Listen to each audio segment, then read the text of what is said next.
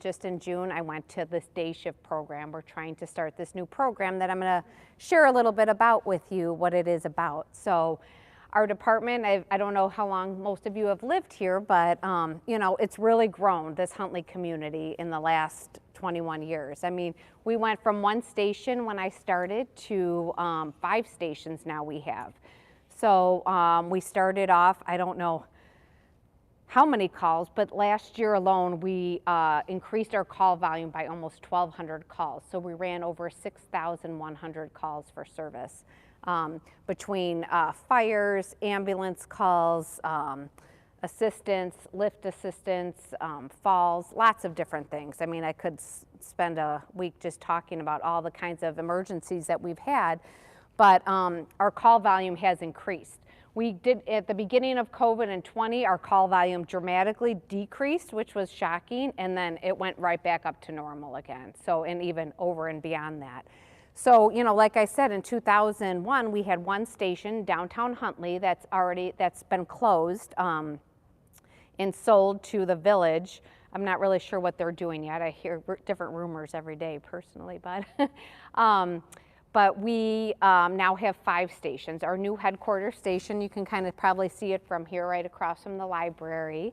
And then we have 2 stations in Del Webb, one at the beginning of Del Webb and one at the back of Del Webb.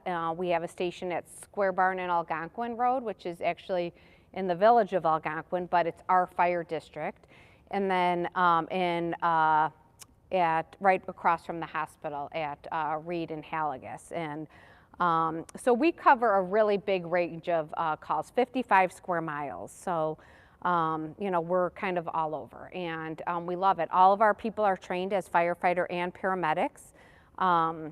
We have 75 full-time firefighter paramedics, and then we have 20 part-time people.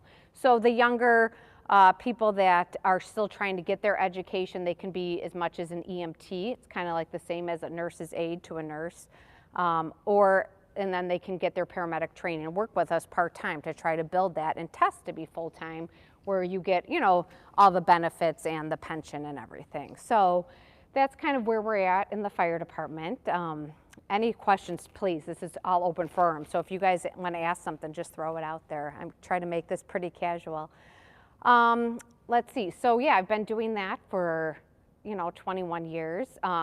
In between all that, I finished my nursing degree, so I'm also a registered nurse. I've worked at Good Shepherd Hospital, I'm proud to say, since I've been 14 years old, since 1992, all the way from the bottom to now. I've been a nurse for the last 18 years. Emergency room is what I mostly know, but I work at our immediate care now. In 2002, I got married, and I have 5 children, including my fame to my story is I have 2 sets of twins. So I had a daughter, and then we had identical girls, and then 6 weeks I came back to work right after them, and then a few weeks later I had to talk to my chief, and he said, just don't tell me you're pregnant with twins again. I said, I'm so sorry. And yeah, and I was having twins again. So first thing I did, you know, boys this time, fraternal boys, yep. So 3 girls, 2 boys.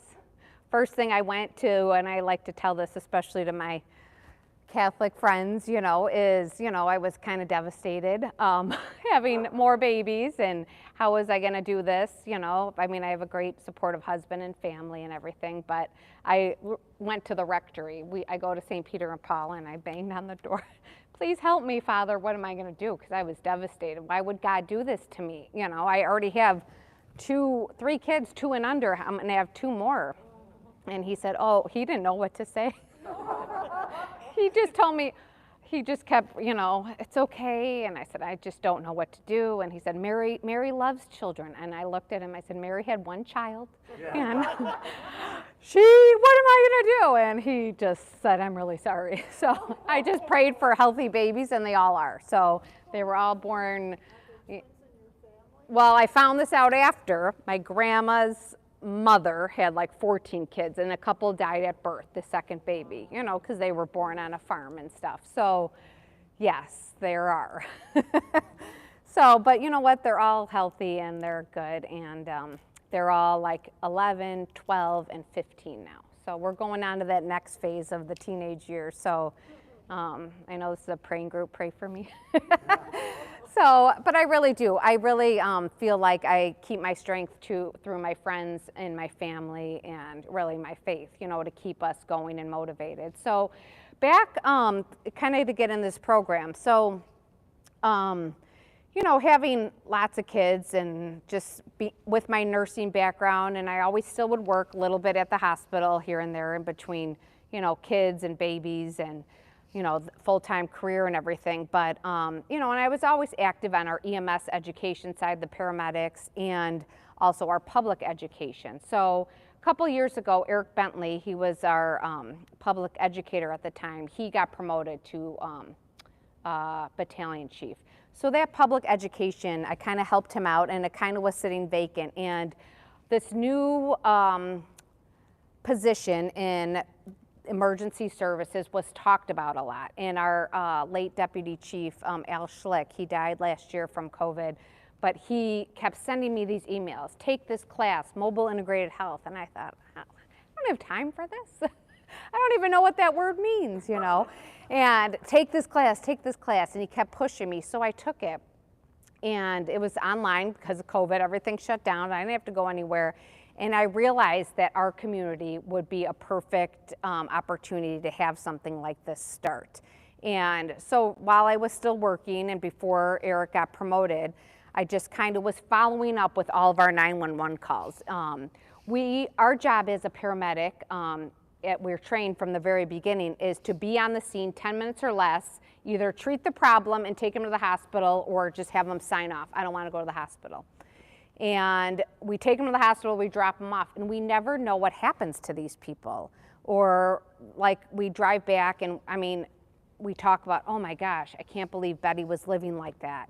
You know, what kind of, what's going to happen to her? And, you know, it's hard because of HIPAA laws and all that to find out what happened to these people. And we are just so busy in our daily routines at the firehouse between training and calls and a million other things. It's hard for us to follow up. And, you know, do we really want to be nosy? But a lot of times I would, because I would want to know what happened to them and why isn't anyone helping them and what kind of resources are out there. And I knew about all these resources, but how could we let these people know? And who's going to follow up with these? So I was helping the EMS guy, reading every report, and just really concerned about the well-being for these people. So after taking this class and realizing this mobile integrated health, and basically, and I have some handouts over there that actually I'll pass out because I have enough. But mobile integrated health is, it's really, yeah, you want to just pass them out. It's really any paramedic, so it doesn't have to be a nurse specifically or anyone, a community paramedic that assists residents with healthcare needs and concerns from their home. And we realized this was so important, especially during COVID. This is a service for residents that's provided by a paramedic coming into your home non-emergently, so after the 911 call, to discuss a variety of safety and medical concerns and needs. This service will ultimately reduce unnecessary transports and help provide a collaborative system of care and education through community risk reduction. Now that's the big definition of it.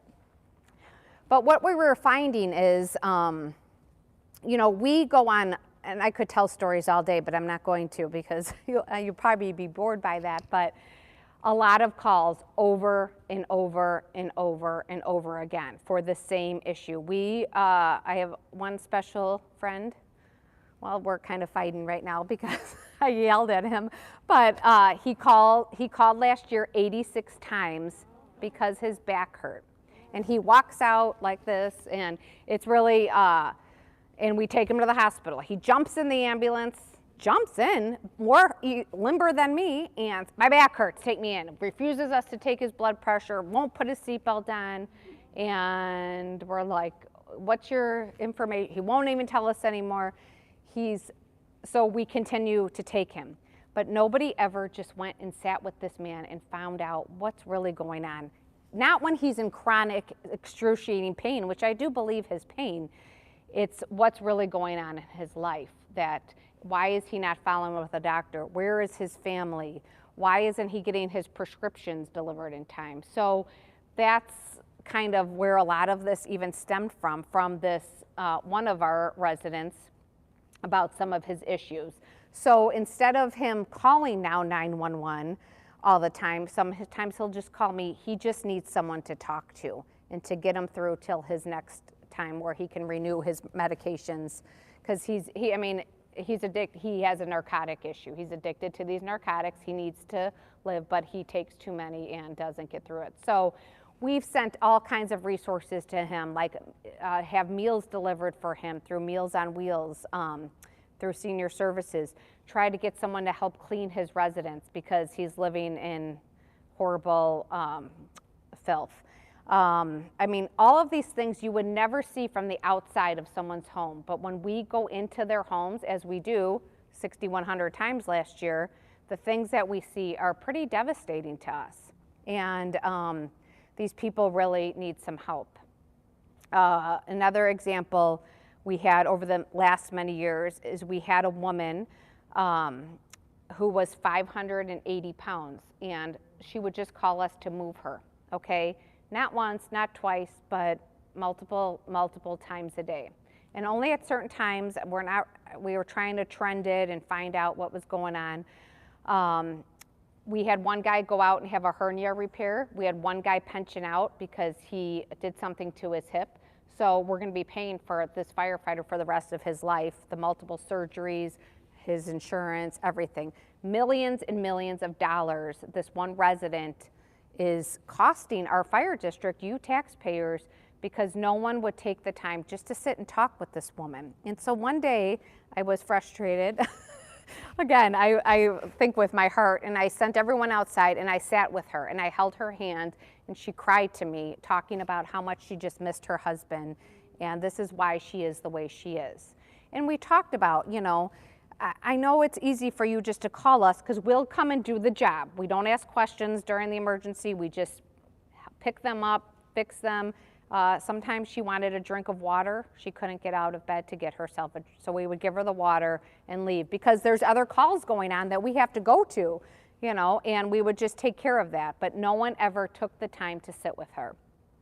So I did that, and we got her, I found her some different caregivers that could come in based on her needs that she needed certain hours of the day. And I explained to her what had happened to some of our people. I said, I know you don't mean to hurt us because we're here to help you, but it's many people that, you know, have been out on back injuries. One guy pensioned out, 2 guys had to have surgery because of this. So that's how this all kind of came to play. This public education position was open. I took all these classes and came to my board and said, I think this is important for our community to more reduce, not to create more calls, but to help our general residents and to reduce unnecessary 911 calls, you know, by getting to the root of the problem. So that's what we're doing. When I kind of have our guys go out to a call, for example, they went somewhere this weekend and they can check a box on their, you know, computerized report and say needs assistance with ADLs, which means activities of daily living. These people, and they don't have to necessarily be seniors. They could be just, I have a woman in Lake in the Hills in her 30s who's in liver failure and needs a transplant, but she has a young child that just needs child care. She doesn't know where to go. She's too sick to sit on a computer to look. Her family lives really far away. She needs some help. So I gave her resources. I carry around, just like doctors used to do in the day, a big black bag, you know, but mine's a big black file box with just tons of resources of places that I know, and you know, we don't have all the answers yet, that are legitimately good resources for her to get some help. She needs a ride to go to dialysis. So like for example, McHenry County has a great program. It's $1.50 for seniors to ride on a bus. It's a disability accessible, so you can take your wheelchair, your walker, whatever, just go right up and it lifts you up and puts you on the bus. $1.50 anywhere to go in McHenry County. This guy told me that he lived over in Del Webb. He took a cab to go see his wife at the hospital, or a Uber or something. $30 there, $30 home. $60 to go see his wife in the hospital.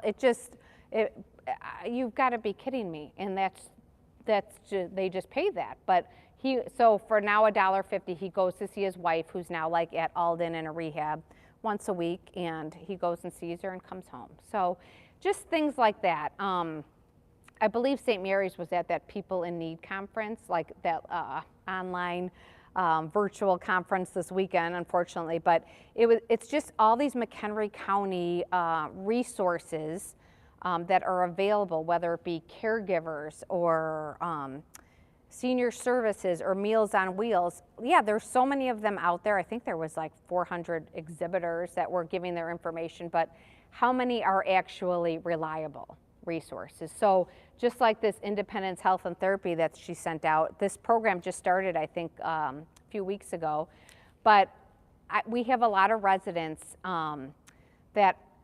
what I'm realizing just in the last 6 months, we just started this program in June, but is that people are just lonely. They don't have kids that live nearby, or they can't really rely on their neighbors or their friends because they're all getting older, just to have somebody to sit and talk to. So I told my chief that I'll start setting a timer. So because sometimes I could just be there all day just talking to these people about things that they're lacking. What are their really needs? Why is life so difficult right now? And I'm sure each of you could sit here and think about, like, what is so difficult? And I look at some of these people and their homes are beautiful on the outside. Inside can be questionable, but even the inside might be beautiful. And that's one of my questions on the questionnaire that I have. What is so difficult? And a lot of them talk about food. It's difficult for me to eat. Every day I think about, how am I going to eat? And I'm thinking, you guys are living in these very beautiful, well-kept homes. What do you mean? But they just can't stand up long enough because they have a hip problem, a knee problem. Maybe their hands aren't working as much anymore. They're shaky. They just can't prepare food. So we try to get them resources about getting meals delivered by senior services and Meals on Wheels Catholic Charities, about how we can set that up for them. And I help them set that up because they didn't know that was in existence, and neither did I up until 6 months ago. So that's what we're kind of doing. The guys can, check a box and say, please follow up with these residents. And sometimes I call the people and I ask them if they're doing okay and if they have any help and some stuff that I know about that maybe could help them get better. Do you have transportation? Do you have meals? And how can the fire department help you to make things easier? If you had a wish, what would it be? And it's usually, I just wish I could find a ride to go to dialysis or my doctor's appointments, or I wish, I wouldn't have to order out meals every day, because that can be really expensive, and it's not very healthy for you to get that every day. So, and while they're there, I still obviously am a paramedic and nurse, so we can do I kind of go over their medication list. Sometimes I love it when we go to people's house and I ask them, do you have any medical problems? And they say no. And then they give me their Ziploc bag full of medications. They don't have problems anymore, but we go through them. And why do you take this? I have no idea. Well, let's talk about it, and then we talk about it in a very casual, non-stressful time, not in the middle of the 911 emergency when they can't breathe. So, and I enjoy doing all that. I have like a safety checklist too that we go through, and we basically go around, we check their smoke detectors. We get calls a lot about that their smoke detector batteries just need to be changed, which isn't really the 911 fire department's plan or response, but I've seen a lot of them where I go around and check them. They don't have batteries in them. Nobody has a carbon monoxide detector, and it's a kind of a law that it's supposed to be within 300 feet, especially if you're living. And I'll tell you a quick story that why this is passionate about. Just last year, so it was last winter, we were on shift. We get called for my wife. She's vomiting. She can't get up. Okay, we start going there.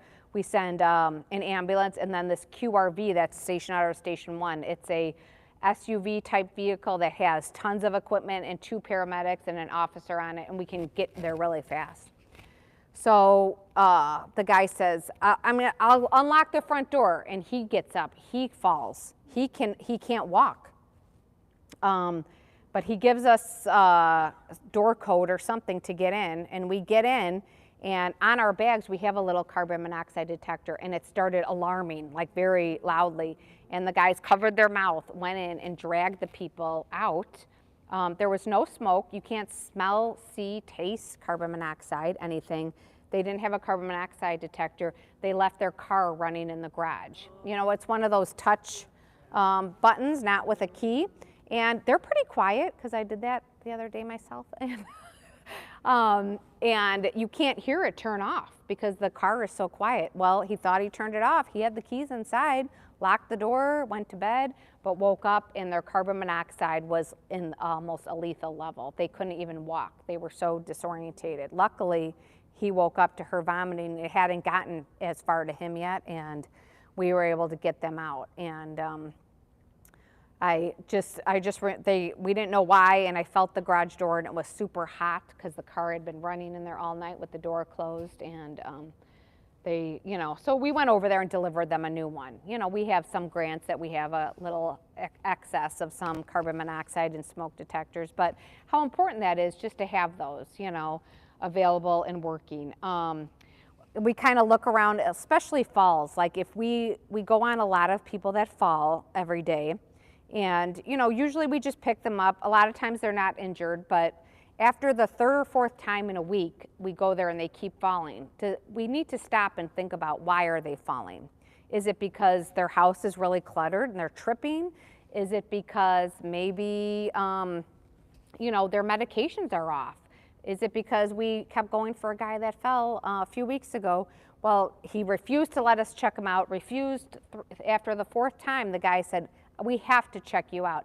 His oxygen level was so low, it was in the 80s, and he had a fever of 103. He was so disorientated, and that's why he kept falling, you know? So we got to the bottom of it, because I said, next time you go there, do not give him the option. You know, we try to be very accommodating and kind to people, but, you know, sometimes it's kind of a red flag. So we kind of go around and look around for trip hazards and, you know, cords, things like that, just while we're there, very casually. You know, go through their medications and any like follow-up 911 concerns, you know, that people have, you know, about what's going on. And a lot of time guys go in the house and just, you know, the people are really struggling, and I'll just kind of go out and meet with them, and we just sit and talk about things, you know, instead of leaving the crews tied up doing that. We also, at the fire department, we teach a lot of CPR classes, and we're having a new goal for 2022. I like to touch on this only because I've been in charge of CPR for the last few years, and it's kind of been lagging. We haven't had a huge attendance of people wanting to come in and take a CPR class because, I don't know, people are afraid, people don't think they can do it, it'll never happen to me. But last year, the national average, if somebody goes into cardiac arrest, is 10% of people will make it, actually. If you have the big one and you're in cardiac arrest, you only have about a 10% chance of survivable. And that's if someone does CPR on you. Now, to be neurologically and you know, cardiovascularly intact, it's even less of a chance to walk out and be the same great person. Last year, Huntley Fire, and I'm so proud to say this because we just did our numbers, we had a 20% success in neurologically and everything intact coming home. So we gave out 5 awards to bystanders, just people, family, friends on the street that did CPR on someone, a neighbor, a friend, at a gym in Lake in the Hills, and the people 2 days later walked out of the hospital after cardiac arrest. So our goal in 2022 is we're gonna get out at some of these festivals, you know, this like party in the park that they have, or the, what's the other thing, the vegetable fair. Yeah, even here, like if they have some kind of events here and stuff, to bring some little devices and just have people practice and try. Farmers market, that's it. Yeah, I just want to be out there and have people, they don't have to sit and take a full class, and they don't have to breathe on someone. Compression only CPR is working, and that's all that people did in 2021. And out of 20 cardiac arrests that we had 5 that are alive and well today. And we're doing like a little blurb on that, videos and stuff to try to recognize these people and how awesome this was that we got these people back. So a few years ago, I was down at my parents'. They live in Florida, and they have an older crowd, and the same thing happened to them. They were out at a restaurant with their club, senior club or whatever, and somebody collapsed in the restaurant, and everybody just sat there because nobody knew what to do. They didn't know if they should, what if they get in trouble, you know, and a lot of them, you know, maybe they had a walker or a bad knee, or, you know, their arm was in a sling or something. But I told them, and I'm going to do this again, I'm going to go back this year with the kids for spring break. We did poolside CPR. As long as they can tell someone what to do, like get that young busboy over there and say, hey, you, come over here.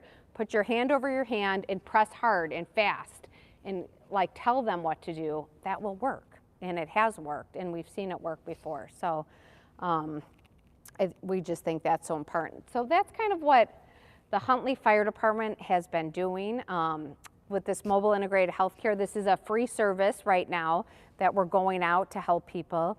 A lot of bigger departments in the state of Illinois, Wisconsin, Rockford, Milwaukee, Chicago, they've just started these programs as well, but they all have different issues. What I realized taking this class in mobile integrated health is each community might have their own concerns.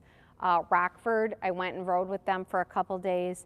Their biggest issue is drugs and overdoses. They go to, and same with Milwaukee, they go to 10 people overdosing on narcotics a day and give out Narcan. So their mobile healthcare people go out and they give out Narcan. They follow up with these people because they don't go to the hospital, and they try to educate in that sense. Our biggest issue in the Huntley area is probably seniors. We have that Del Webb community, but also just people, you know, low income people too in other areas, just needing those resources. So that's kind of what we're out doing, just trying to get the best resources for people and follow up with them afterwards. COVID really took us, you know, a hit. A lot of patients that we went to their house because they found out they had COVID or they had symptoms of COVID, but they really weren't sick. So they didn't want to go to the hospital, and they'd sign a sheet saying, I don't want to go, and we'd say, okay, but no one followed up with them. And what we did find out is that many people died. And because they lived alone, they thought that they shouldn't go to the hospital because the news kept telling us the hospitals are overcrowded. Or no one was checking on them. So that's kind of been another mission of mine, is to everybody that we sign off for COVID, we follow up with, because when I would call and check on them, a few days later or a week later, some people said, I'm sorry, he died. And that was just, that it can affect you personally and emotionally, that, you know, why didn't we do something? These are people in our community that need us right now. So, you know, when I talk to some of these neighborhoods that, Del Webb has like these neighborhood groups, and I talk to them about check on your neighbor. If you haven't seen your neighbor in a while, or maybe they're suffering because maybe they just they lost their spouse, or maybe you haven't seen them in a while because they don't drive anymore, you know, what's going on inside their home? You know, and you don't have to barge in there and bang down their door, but just, you know, maybe, you know, hey, you should call this girl Kelly at the fire department. Maybe she can come over and meet with you. Because a lot of people don't want to tell their neighbors their business.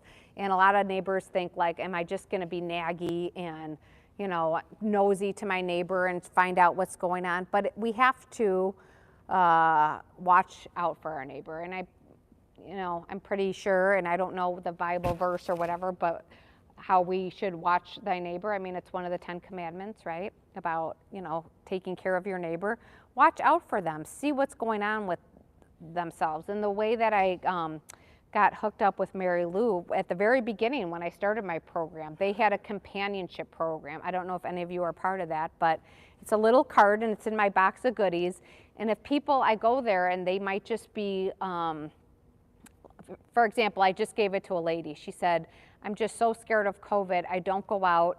I used to go to the gym. I used to go to this club, that club. I used to go to church, but I haven't really left my house in a year. She's so lonely. So I gave her this information for this independence therapy to talk to somebody that could come to her home if she's scared to leave. And then the companionship ministry, you know, that is just a group of parishioners, right, that are part of this. They just go over, not to care for sick people, but just to talk to somebody, because really that is what I found out. All of these people are just, they're very lonely. They don't have resources. Either they don't have access to the internet, they don't have these fancy phones that they could just Google how to find, you know, a caregiver, how to find meals, or how to find a counselor. So I've kind of been putting together stuff, and every day I come up with a new, that one just came last week, this independence therapy. That is great. A free service by the McHenry County that this group, it used to be known as, it's where the independent Family Alliance, yes. Yep, if anybody's familiar with Family Alliance, it's like seniors, Alzheimer's patients that go on a bus to, it's like an adult daycare, but my grandma, I remember, used to go to Family Alliance. She'd be all dressed, ready to go for work, and the bus would come and pick her up, and she would just go there for the day for activities, and it's really great. But so they took over, I think they got the grant to do this Pearls program, which is sending out some kind of social worker, and I asked them, it's someone with a degree in health sciences and therapy to just go talk to people and see what resources that they need, because everybody has some different ideas. So it's just a really good program. So who has questions for me? I know I probably rambled a lot, so I'm really sorry. A little bit delicate. When you spoke about resuscitating and giving chest compressions and things like that, what if you have a DNR? Okay. You've given one to your doctor. Should you file one with the fire and the police department? Yes, so that is a really good question. We have, I mean, I'm talking about actually resuscitating someone, right, bringing them back. Yes. So if people are at home, we ask them to put that DNR somewhere accessible, whether it be on their refrigerator or, you know, somewhere where people know that that is. Some people do wear a bracelet that says that they're a DNR. But we also have something, it's on our website, and my information is there, the huntleyfpd.org. It's called the Premise Alert Program. So when I go meet with people, I usually have everybody fill this out, but it's basically so we have access. If somebody calls 911, up on we have computers in our ambulances now and the fire trucks, but it says all your information. You know, Betty Smith, DNR, do not resuscitate, located on fridge.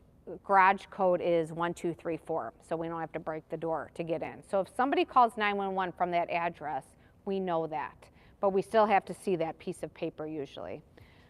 We always suggest too to have people fill out this file of life. Are you guys familiar with that? It's like a little magnet with a card on it, and I'm happy to bring some in if anybody needs one. But it just, we fill it out in pencil, and it's basically all your medical information on a card. It takes us sometimes a long time to ask people, again, what are your medical problems? Nothing, but then here's their shoebox of medications. And then trying to go what they're taking, what they're not, who their emergency contact is, so who can we call? A lot of people write on their DNR located, you know, in the file, wherever, just so we know. So that is really important to know, because a lot of people, if they do not, you know, if you collapsed right here, right now, how would we know that you didn't want that? You know, unless you had a bracelet or, you know, you don't want to wear a tag around you. But if you are at home and you probably have it filed with your doctor, which is important.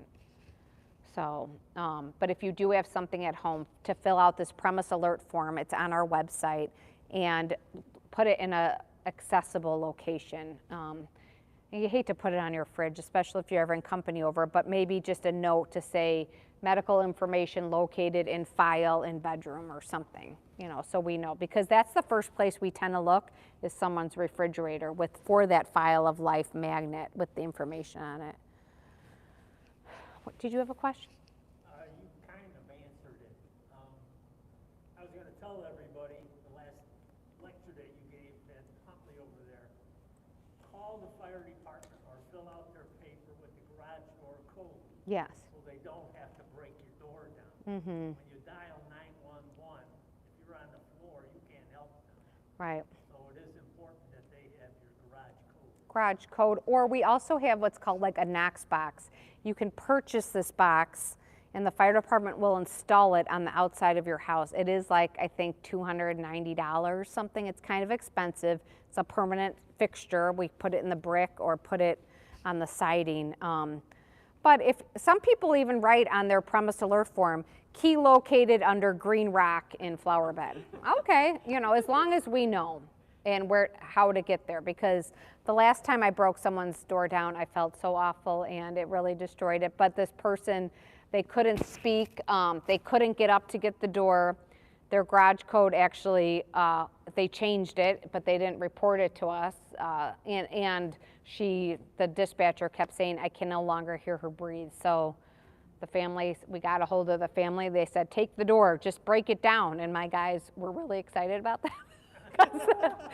They pulled out all their tools and they took the door down. But then she was fine, and then I felt awful, so yeah. There is a form I filled out with the police department. Okay, in Bentley, perfect. and it has that code information. Okay, but I good. never filled one out for the fire I'm sure then it's in ours too. I was gonna ask Yes. you, do you coordinate? with Yes, them? we work with the I police. didn't find that box, but I filled out the form with information and the code number. Perfect. It all goes to, so our dispatch is actually in Crystal Lake, it's called CCOM, but then the county 911 center, that's what everybody uses, and that's in Woodstock, and all of our information goes there and gets back to us, so that should be fine. Okay. Yep, no problem. It's just important, because again, if somebody falls, and if you can't think of your garage, I know in emergency situations, and this is just on a personal note, I can't think of my name, date of birth, oh my gosh, you know, you're stressed out over everything. But if you have a stroke and you can't speak, if your blood sugar's dropped and you're gibberish, you can't think of those things anymore, it's just important to kind of have, especially if you're alone and have nobody to answer the door for you. I'm sorry, who had a question? I'm still paying $30 a month for my landline, just for 911. Yeah. Can I just use my cell phone? Yes, yes. Oh, and yes, you can. I am too, and I keep telling my husband to get rid of it, but he's so worried that the kids might need a call or something. So that's why I still have it, but yes, you can call 911. That's probably a better GPS than even your landline, but hopefully you can tell them. But what I did find out the other day, kind of a sad story, a woman who can no longer speak for an unknown reason and is wheelchair bound, she can text though. She has a phone like that and can text, and she texts a family friend, I need help, I can't breathe, call 911. Well, the guy had his ringer off and it was 2 in the morning. He didn't see the message till 9 a.m. So then he called 911 and we got there and she was really struggling. So I was trying to put my thoughts together. Do they have those, you know, like that the deaf have TTY phones that they used to, that you could type in if there's an emergency? But what I found out is you can text 911. If you just text 911 and say, I'm, like right now, does anybody, you know this is St. Mary's Church, but we don't know the exact address off the top. Well, you probably do, but off the top of your head. You can just text 911, help me. And I'm thinking bad things, like I'm thinking, God forbid, there's some crazy person in the building and I don't want him to hear me. So you can go to your messages, hit 911 and text, please help me, I'm in St. Mary's Church basement, I hear a shooter, whatever. And they will get, and then they answer that. So, because I practiced with her last week, we text 911, this is a test, is this the dispatch center? Yes, it is. What address are you at? And what's the problem? And I said, this is a test. We're at 123 Main Street. Our test is over. And they got it. So just that's an option. So yes, I would probably, most people are rid of their landline, which is good. Yeah. One less bill to pay, right? I know we used to keep landlines because of the internet and all that, but I don't think you have to do that anymore. I ask all these young guys for that information because it's complicated. Phones that you have Yeah, now, I do. all the phones you have now are run on the internet anyway. Yeah, exactly, But right. that one thing that we have is a clear line, it's a free phone they come and they put it in. Oh, okay, And it will talk to you when you're talking to somebody else, it prints it out. really? And it has a few other things on it, and it's free. Huh, and 'Cause what's, you're paying a tax with your bill, and Only that's if what you're it hard of hearing. oh, if you're a hard, is. Hard of hearing. do you know what that's called? Free. No, clear, Clear caption. clear caption, okay. Clear, yeah. I gotta write that down. I wanted to ask you, you're always talking about McHenry County. Yes. What about those of us that are in Kane County? I have both information. So, because I know like that border runs right through, I know Huntley too. But for like the meals, a lot of stuff, surprisingly, they cover all of McHenry County plus Del Webb. You'd be surprised. It's really kind of nice. The meals thing, I know that Kane County has a meal service, but it's all through senior services, so they work together. So I do always ask everybody, you know, where they lie. And same with this independence therapy, for example, it says for McHenry County, but they cover all of Del Webb. They kind of, McHenry County is pretty great about including all of Del Webb because they don't want to, sometimes it's one neighbor to the next. That's how the border goes. It's pretty crazy. But yeah, all of those things are fine. We cover all of that, so. You were talking about the smoke alarms and the other alarm? The carbon monoxide, Carbon yeah. monoxide. What is the life of a carbon monoxide? About 10 years, yeah, You 7 to know, 10 years. yeah. On the back of them, they have the date that it was manufactured, which is usually when you go buy it in the store, it's within a year or so. But usually about 10 years, and they no longer work or they're not reliable. So sometimes you can get a little less. A lot of times you get a lot of more because it's funny, like we're going to some of these homes and they were made in 2004. I'm pretty sure that's when the people bought the house. That they were put up, and they don't know why they're not chirping. They replace the battery. A lot of people's in the newer homes, you know, they're hooked up to your power source, electricity, and they have a battery backup. So once, you can just put a regular battery one in, but if you want them to hooked up so you don't have to waste the battery as much, it's good to get the same brand and all of them replaced at once. So. Yeah, but they're usually only good for 10 years. That's what the manufacturer, you know, you read, each label looks a little different, but they all between 7 and 10 years. So, anything else you guys can think of? Yeah. I have a fire department question. Yes. I moved here a year ago, Okay. and I redid my house. And I was I got a fireplace that was installed by Del Webb Okay. 20 years ago. Mm-hmm. Now, most of the homes that were built 20 years ago have the same fireplace. Yeah. The logs are like fiberglass logs. Yeah. I didn't like that. I was going to change it. And I looked on Amazon, I looked on Wayfair. I was ready to press the button to buy the logs. And I says, I think I'm old enough. I'm going to get somebody to put them in. Yeah. So I bought a fireplace from a guy in Elgin 25 years ago. So I went there, and he's still there. He's still sitting behind a counter. And I showed him my fireplace, and he says, I can't do it. Really? Really? And he sells fireplaces. Yeah. He sells logs. He says, no, you can't do it. So I go home and I say, where am I going to get the truth? Naturally, go to Google. Right. Put in there, can I change my fireplace logs on my gas fireplace? Yeah. Big bold letters, you cannot do that. Really? And I'll show you the thing, it's on. Yeah. Okay. I get invited over to this house that has the same fireplace that I have. And one of my neighbors said I should paint my mantle white. Mm. And I just happened to see that she had her mantle was white. I said, oh, my neighbor said I should do that. She says, I had to do it. I had a candle on top of the mantle and it melted. Mm. I go, wow. And Huh. she says the porcelain tile around gets just as hot. Right. I said, okay. Then I went to a Christmas party down the block a couple months ago, sitting by her fireplace. And I said, wow, you don't have anything on? No, Huh, And I'm sitting there and I want to touch the porcelain tile to see how hot it is. right. That's all I could do. Wow. It is that hot. Huh, You cannot put ceramic logs in the fireplace that you have, if you have those hmm, fiberglass type. yeah, You cannot change it because the guy said the fire boxes are only rated They're- for a certain temperature. right, And the ceramic logs absorb the heat, huh, where these other ones don't. And I think it's, as I say, the south side Lindsay down the block. yeah, A lot of people in the house, and this fireplace was very hot, and even the mantle was hot. right.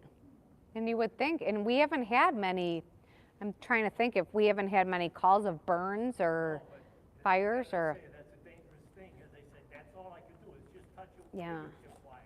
I'm gonna talk to our fire marshal about that and maybe have them put out some kind of, because maybe people are just changing them out on their own like you were gonna do, and then, I have a friend that's a manager, works for a management company of townhomes and all kinds of stuff. Nah, I change it all the time. yeah, And when I went to these Right. houses, it is very dangerous. wow, okay, I asked the lady, I said, that's kind of dangerous. She says, don't worry, I got a fire extinguisher right here. yeah, I because said, that'll "Give help. me a break," you know.